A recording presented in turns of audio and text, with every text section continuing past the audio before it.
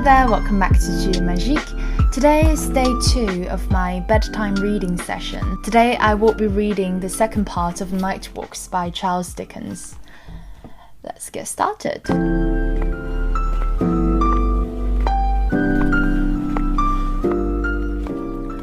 Walking the streets under the pattering rain, houselessness would walk and walk and walk, seeing nothing but the interminable tangle of streets, save at a corner, here and there, 2 policemen in conversation, or the sergeant or inspector looking after his men.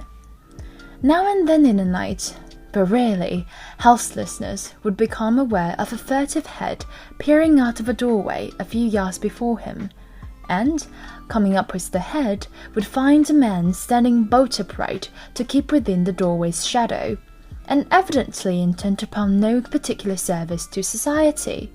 Under a kind of fascination, and in a ghostly silence suitable to the time, houselessness and this gentleman would eye one another from head to foot, and so without exchange of speech, part, mutually suspicious. Drip, drip, drip, from ledge and coping, splash from pipes and waterspouts, and by the houseless shadow would fall upon the stones that paved the way to Waterloo Bridge. It being in a houseless mind to have a halfpenny worth of excuse for saying good night to the toll-keeper and catching a glimpse of his fire. A good fire and a good great coat and a good woolen neck-shawl were comfortable things to see in conjunction with the toll-keeper. Also his brisk wakefulness was excellent company when he rattled the change of halfpence down upon that metal table of his, like a man who defied the night with all its sorrowful thoughts, and didn't care for the coming of dawn.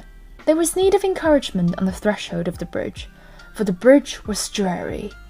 The chopped-up murdered man had not been lowered with a rope over the parapet when those things were. He was alive, and slept then quietly enough most likely, and undisturbed by any dream of where he was to come. But the river had an awful look. The buildings on the banks were muffled in black shrouds, and the reflected light seemed to originate deep in the water, as if the spectres of suicides were holding them to show where they went down. The wild moon and clouds were as restless as an evil conscience in a tumbled bed, and the very shadow of the immensity of London seemed to lie oppressively upon the river. Good night.